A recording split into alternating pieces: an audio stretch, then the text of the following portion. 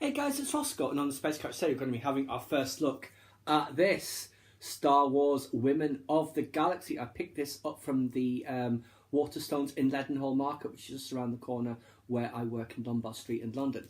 And there we see Her Worshipfulness on the back. You can see, of course, X-Wings, TIE Fighters, and the Death Star. So I'll just slip it out of its dust jacket. Oh, and it has the same on the actual hardcover, which is always nice. So let's just see what we have. For Carrie Fisher. Very appropriate. Oh, watch out there, BB-8.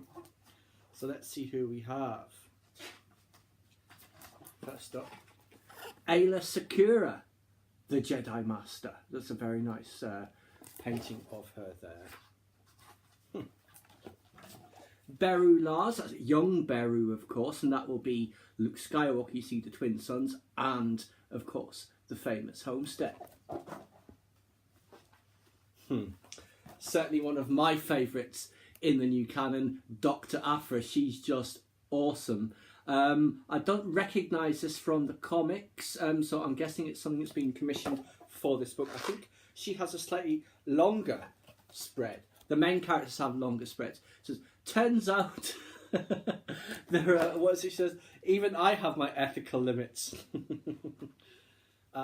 Another one that's new, Edphys Nest, with her helmet off there, of course. Who else do we have? Skip forward. Jyn Erso. She has a double spread as well. That is that moment where she's facing off against director Krennic, I believe, isn't it? It's such a pity we didn't see the TIE fighter scene from the trailer in the film. And there is another one. We can make a difference. Rebellions are built on hope. That's her as a child on Lamu. And in fact, you can see in the background Krennic's shuttle there. And I'm not sure if you can make out, I think that's a Death Trooper. No, it's just Evaporator, sorry.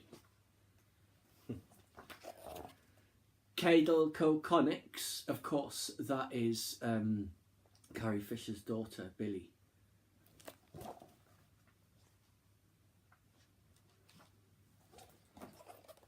The most important woman in all of Star Wars, of course. Her Worshipfulness. Princess, Senator, Queen of Alderaan after its destruction and the death of Bail Organa and Bray Organa. Briefly, obviously, Yvonne Verlaine takes on the role of head of state. We see that in the later comment. And there she is in her Bouche outfit. What does that say? Somebody has to save our skins.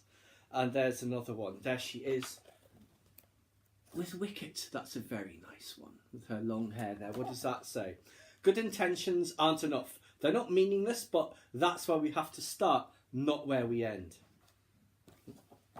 Master Luminala Unduli, we of course see her in Rebels as well as the Clone Wars when her corpse is used as a trap for Ezra and Kanan. Now, from the Aftermath novels, Nora Wexley, and that's Snap Wexley's mother, of course, and she plays a very leading role in the fight against the remains of the Empire in that book. So that would mean we should have Grand Admiral Ray Sloane as well in here.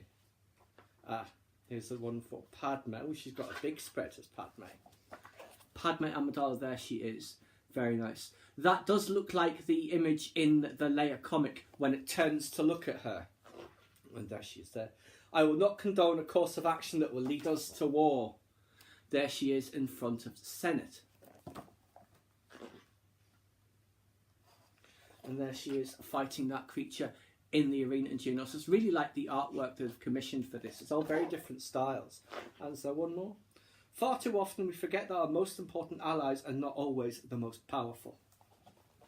There she is there. I'm puzzled as to what I'm looking at there. Is that her on Mustafar? I'm not sure.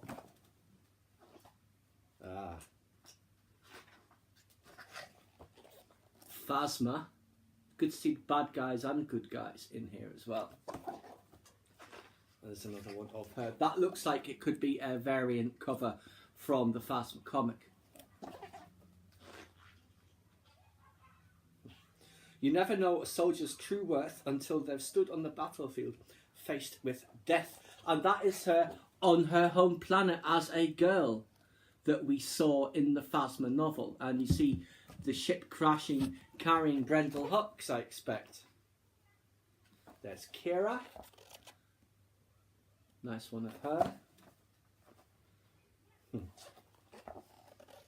R2KT. Then L3 should be in here as well, I expect, somewhere. Of course. Can't have a book on women of the galaxy and not have Rey, who I would say is probably the second most important woman after Leia. Although you could make a case for Padmé, I suppose. Let's see, I wanted to see... Yes. The other Grand Admiral Rey Sloane, really liked her character. Hope we find out more about what happens to her in the unknown regions, because by the time of The Last Jedi, all opposition to Snoke within the First Order has been crushed, one way or another.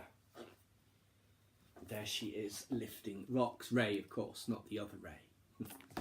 What else do we have? I've skipped over a load of these, of course.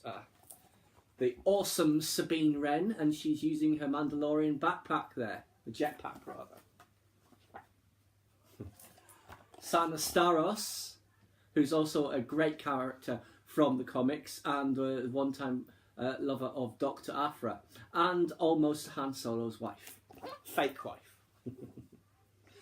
This is another one I've got a lot of time for. Queen Trios. She's been great in the Darth Vader and the Star Wars comics, and I wonder how her fate will play out, because she's not going to get away with it. We'll have the last one.